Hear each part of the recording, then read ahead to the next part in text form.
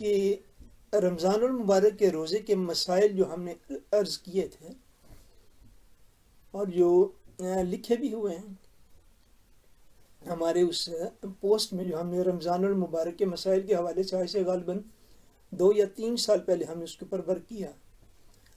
کہ جب آنکھ میں میڈیسن ڈالیں، آئی ڈراپس جو ہیں وہ آنکھ میں ڈالیں تو اس سے روزہ ٹوٹ جاتا ہے، جبکہ کان میں ڈالیں اگر ایئر ڈراپس یا کوئی ایسی چیز تو اس سے روزہ نہیں ٹوٹتا۔ تو اس کی جو ہے وہ وجہ کیا ہے اور اس کی گرن یا ریزن جو ہے وہ کیا ہے، اس حوالے سے جو ہے وہ گزارش یہ ہے کہ سب سے پہلے تو اس بات کو سمجھیے کہ رمضان المبارک کے روزہ ٹوٹنے کے حوالے سے یہ جو مسائل ہیں یہ اجتہادی مسائل کہلاتے ہیں۔ علماء اپنی اپنی ریسرچ کے مطابق ان کا جواب جو ہے وہ دیتے ہیں ہر دور کے مطابق۔ بہت سارے علماء جن کا پہلے یہی خیال تھا کہ اگر کان میں کوئی چیز ڈال لیں، پہلے کچھ علماء کا یہ بھی خیال تھا کہ کان میں آئل وغیرہ ڈالنے سے روزہ ٹوٹ جاتا ہے، یہ پہلی کتابوں کے اندر مسائل لکھے ہوئے ہیں، اور آنکھ میں ڈالنے کوئی چیز آئی ڈراپس وغیرہ تو روزہ جو ہے وہ نہیں ٹوٹتا۔ ایکچولی ان سوالات میں روزہ ٹوٹنے یا نہ ٹوٹنے کا جو تعلق ہے وہ ہے میڈیکل سائنسز کی بنیاد پر۔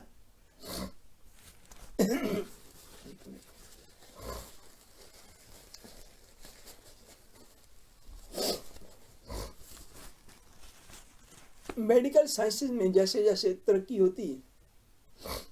جیسے جیسے اس میں ایڈوانسمنٹ آتی ہے، تو ویسے ویسے فقہائے کرام اس کے اوپر غور کر کے تو دین کے مسائل کے جو اصول ہیں، بنیادی اصول، ان سے استدلال کر کے تو دین کے مسئلے کو ہم جیسے عام لوگوں کے لیے ارشاد فرما دیتے ہیں۔ یہ ایکچولی میڈیکل سائنس کی ہی ایک ترقی ہے جس کو عام طور پر جو ہے وہ، چونکہ ہمارے ہاں آپ کو پتہ ہے انگلش میں ہم کہتے ہیں ENT اسپیشلسٹ، یعنی ایئر، نوز اینڈ آئیز، ان کا ایک ہی اسپیشلسٹ ہوتا ہے میڈیکل میں۔ کیوں کہ عام طور پر یہی کنسیپٹ ہے اور یہی تصور ہے کہ یہ چونکہ ان کا سارا سسٹم جو ہے وہ ایک دوسرے کے ساتھ کنیکٹڈ ہے، ملا ہوا ہے، مکس ہے، اس لیے ان کا ڈاکٹر اسپیشلسٹ جو وہ بھی ایک ہی ہوتا ہے۔ مگر بہت سارے موجودہ دور کے ڈاکٹرز کا اور میڈیکل سائنس کے جو ماہرین ہیں ان کا یہ خیال ہے کہ بہت چھوٹی چھوٹی باریک ساری جو وینز ہوتی ہیں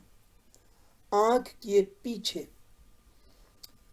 آنکھ کے پیچھے آپ کو پتہ ہے کہ مسلسل آنکھ کی صفائی کے لیے اللہ تبارک و تعالیٰ نے ایک نظام اس کے لیے بنایا ہوا ہے، جس سے آنکھ کے پیچھے ہلکا ہلکا پانی جو ہے وہ چلتا رہتا ہے، جس سے آنکھ جو ہے وہ صاف ہوتی رہتی ہے۔ اور یہ تھوڑا بہت جب بھی آپ آنکھ کو دیکھتے ہیں مرر میں، اسپائل میں، تو اس میں آپ کو پانی سا نظر آتا ہے، یہ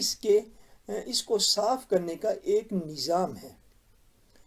میڈیکل ریسرچرز جو ہیں وہ کہتے ہیں کہ وہ جو آنکھ کو صاف کرنے کا قدرتی نظام ہے جو پانی کے ساتھ صاف ہوتی رہتی ہے، اسی طرح آپ کو پتہ ہے جب بندے کو آنسو آتے ہیں، وہ خوشی سے ہیں یا غمی سے ہیں، تو وہ بھی آنکھ کے لیے بہر صورت وہ بہتر ہوتے ہیں۔ لیکن وہ نہ بھی ہے تو اس کی صفائی کا ایک خودکار آٹومیٹک سسٹم جو اس کے اندر موجود ہے۔ اس کی جو وینز آنکھ کے پیچھے کام کرتی ہیں، اس میں سے بعض ڈراپس جو ہے وہ گرتے رہتے ہیں، اور ان کا تعلق جو ہے وہ معدہ انسانی کے ساتھ بھی ہے۔ جب بعض ڈاکٹرز نے اس ریسرچ کو پیش کیا جس کا لب لباب اور خلاصہ جو ہے وہ میں نے آپ کی خدمت میں عرض کر دیا، اور اس کے اوپر تحقیق ہوئی اور ماہرین نے اس بات کو جو ہے وہ اہل علم کے سامنے، مسلمان علماء کے سامنے اس کو ثبوت کے ساتھ رکھا کہ واقعتاً ایسا ہے، چاہے کہ اس پانی کی مقدار جو ہے وہ بہت کم ہوتی ہے، لیکن خودکار سسٹم جو ہوتا ہے اس میں اب جو چیز باہر سے ڈالی جائے گی تو وہ باہر سے بھی صاف ظاہر آنکھ کے ذریعے اسی جگہ پر جا پہنچے گی، چاہے کہ اس کی مقدار نہ ہونے کے برابر کیوں نہ ہو۔ اس ریزن کی بنیاد پر موجودہ دور کے بہت سارے مستند علماء نے یہ فتویٰ دیا کہ اگر آنکھ کے اندر جو ہے وہ کوئی میڈیسن حالت روزہ میں ڈالی جائے تو وہ عمل جو بھی ہے، جو بظاہر بڑا خفیف ہے، ہلکا سارا ہے، لیکن اس کے باوجود احتیاط کا تقاضا یہی ہے کہ یہ فتویٰ دیا جائے کہ آنکھ کے اندر میڈیسن وغیرہ حالت روزہ میں ڈالنے سے روزہ جو ہے وہ ختم ہو جائے گا۔ یاد رکھیے، کل کو کوئی اور ایسی مستند سکہ اتھنٹک کوئی اگر تحقیق آ جاتی ہے میڈیکل سائنسز میں کہ ایسا نہیں ہے، اور سائنس میں ہمیشہ ایسا ہوتا ہے، یہ ٹرائل اینڈ ایرر کی ایک کہانی ہے جس کو سائنس کہتے ہیں، جہاں جو نظریات آئیڈیالوجیز جو ہے وہ چند سال پہلے ہوتی ہیں تو چند سال پہلے وہ آئیڈیاز جو ہیں وہ تبدیل ہو جاتے ہیں، کیونکہ سائنس ترقی کر کے کہیں آگے کسی اور منزل پہ پہنچی ہوتی ہے۔ ہماری زندگی میں بہت سارے ایسے مظاہر جو ہے وہ مل سکتے ہیں، اگر ہم غور کریں کہ پہلے سائنس کسی پہلو پہ یہ کہتی تھی، آج یہ کہتی ہے، 50 سال پہلے یہ کہتی تھی، آج یہ کہتی ہے۔ یہ ایک تحقیق کا سفر ہے، یہ ایک ریسرچ کا سفر ہے۔ علماء کے فتاویٰ جو ہیں اس ریسرچ کے ساتھ جو ہے اس کے اوپر ڈیپینڈ کرتے ہیں ان چیزوں میں۔ کیوں؟ ایک چیز ہوتی ہے جس کو آپ کہتے ہیں نص قطعی، نون اور صاد کے ساتھ ہم یہ لفظ لکھتے ہیں نص قطعی۔ نص قطعی کا یہ مفہوم ہوتا ہے کہ قرآن مجید، فرقان حمید یا حضور نبی اکرم صلی اللہ علیہ وآلہ وسلم کے فرمان میں کوئی چیز بالکل واضح مل جائے۔ اگر کوئی چیز بالکل واضح مل جائے گی تو پھر اس مقام پر اجتہاد کی ضرورت نہیں ہوتی اور نہ ہی اجتہاد کی اجازت ہوتی ہے۔ یہ سارے مسائل وہ ہیں کہ جن میں کوئی نص قطعی جو ہے وہ کتب احادیث میں یا قرآن مجید کی آیات میں موجود نہیں ہے۔ اس لیے ان مسائل میں بہت سارے علماء ایسے ہیں ہمارے، یعنی اہل سنت فقہ حنفی کو فالو کرنے والے، کہ جن کا یہ خیال ہے کہ آنکھ میں میڈیسن، آئی ڈراپس وغیرہ ڈالنے سے روزہ نہیں ٹوٹتا، اور بہت سارے ایسے علماء ہیں جن کا یہ خیال ہے کہ کان کے اندر کوئی میڈیسن، آئل وغیرہ ڈالنے سے روزہ ٹوٹ جاتا ہے۔ بہت سارے علماء ایسے ہیں جن کا یہ خیال ہے کہ انجیکشن لگنے سے روزہ ختم نہیں ہوتا۔ بہت سارے علماء وہ ہیں جن کی تحقیق اور ریسرچ یہ ہے کہ انجیکشن کے لگنے سے روزہ ختم ہو جاتا ہے۔ ان سب کو کہتے ہیں یہ اجتہادی مسائل ہیں، یہ ریسرچ پہ مبنی ہیں، اور اپنے اپنے علمی ذوق اور اپنے اپنے علمی دلائل کے اعتبار سے ان کا جو ہے وہ مسئلہ جو ہے وہ عرض کیا جاتا ہے۔ اب اگلی بات، نص قطعی میں اور اجتہاد میں فرق کیا ہے، اس کو اختصار کے ساتھ سمجھیے۔ مثلا وہ سارے علماء جن کا یہ خیال ہے کہ آنکھ کے اندر اگر آئی ڈراپس وغیرہ حالت روزہ میں ڈال لیے جائیں تو روزہ ٹوٹ جائے گا، ایٹ دا سیم ٹائم ان کا یہ بھی فرمانا ہے اور یہ بھی ان کا فتویٰ ہے کہ اگر آنکھ میں حالت روزہ میں سرما لگا لیا جائے تو روزہ ختم نہیں ہوگا، میڈیسن ڈالی جائے تو ختم ہو جائے گا، کیونکہ وہ عمل میڈیکل سائنس کی روشنی میں اب ثابت ہو چکا ہوا ہے کہ جو آنکھ کی صفائی کے لیے اللہ تبارک و تعالیٰ نے اس کے اندر رکھا ہے، جب باہر سے کوئی چیز داخل ہوگی تو وہ ایگزیکٹلی اس کے اوپر ایکٹ کرے گی جو روزہ ختم ہونے کا سبب ہوگا۔ مگر اب سرما لگائیں تو یہاں تک کتب فقہ میں لکھا ہے کہ اگر سرمے کا ذائقہ حلق میں بھی محسوس ہو، اگر آپ سرما لگانے والے ہیں تو آپ کو اس کا اندازہ ہوگا، اگر سرما بہت زیادہ لگا لیا جائے تو اس کا ذائقہ جو ہے وہ منہ میں بھی آتا ہے، حلق میں بھی آتا ہے۔ اگر حلق میں بھی اس کا ذائقہ محسوس ہو، روزہ پھر بھی نہیں ٹوٹے گا۔ وجہ کیا ہے؟ وجہ یہ ہے کہ اس کے اوپر نص قطعی موجود ہے،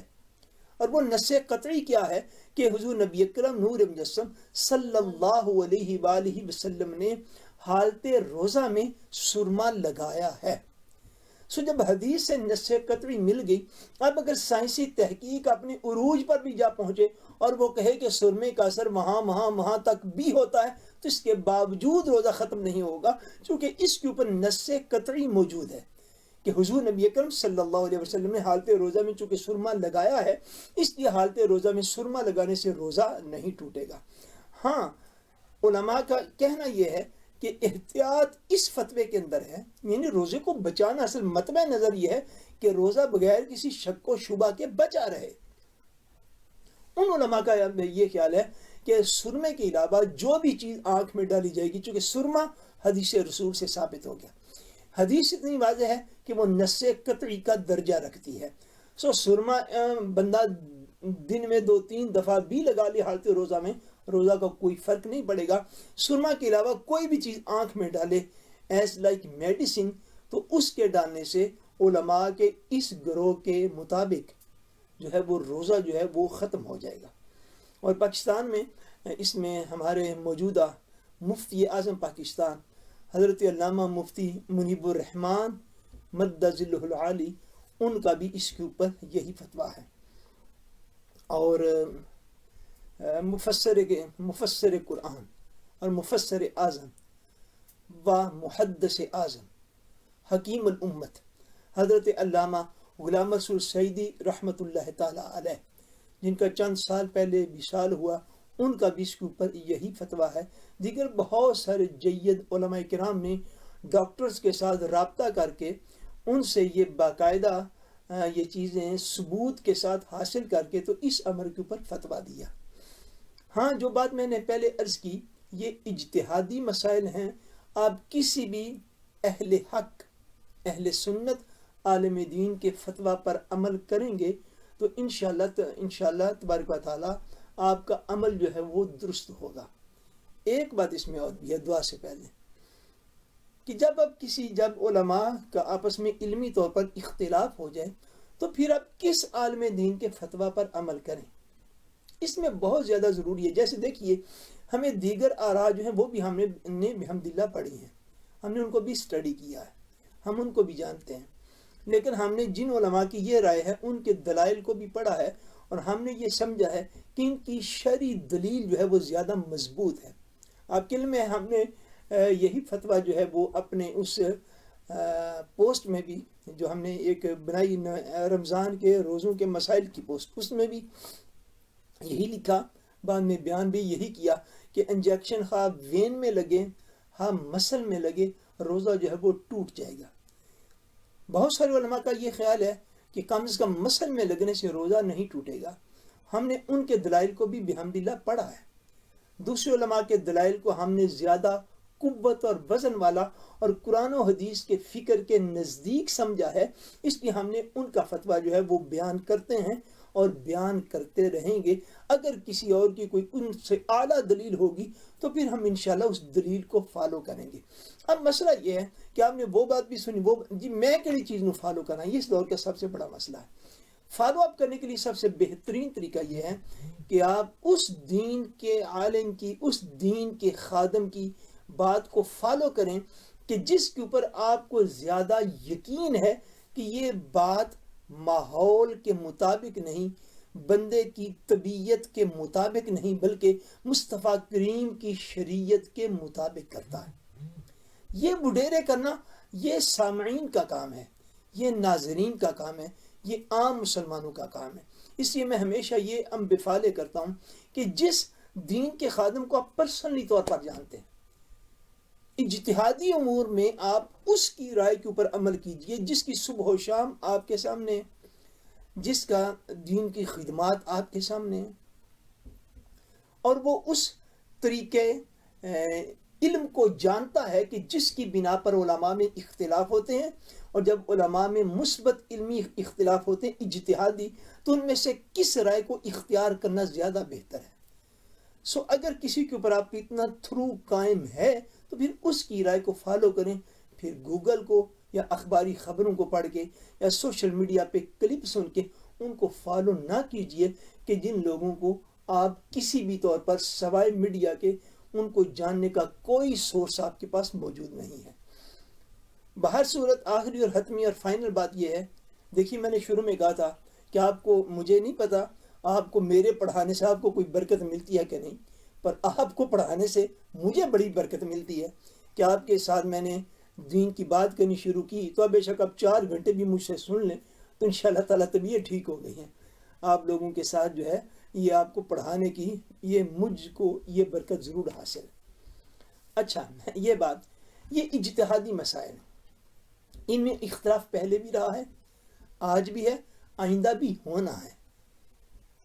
اور یہ وہی اختلاف ہے جن کو آقا عالم صلی اللہ علیہ وسلم نے خود ارشاد فرمایا تھا، اختلاف امتی رحمہ۔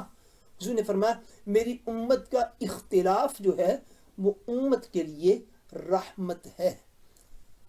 اختلاف جب تک علمی اختلاف رہتا ہے وہ رحمت ہی رحمت ہے، وہ ریسرچ کے تحقیق کے دروازے کھولتا ہے، الا یہ کہ کوئی شخص اس کو مخالفت نہ بنا لے۔ مخالفت شیطان کا شر ہے یا نفس امارہ کا شر ہے، اس کے علاوہ کچھ بھی نہیں ہے۔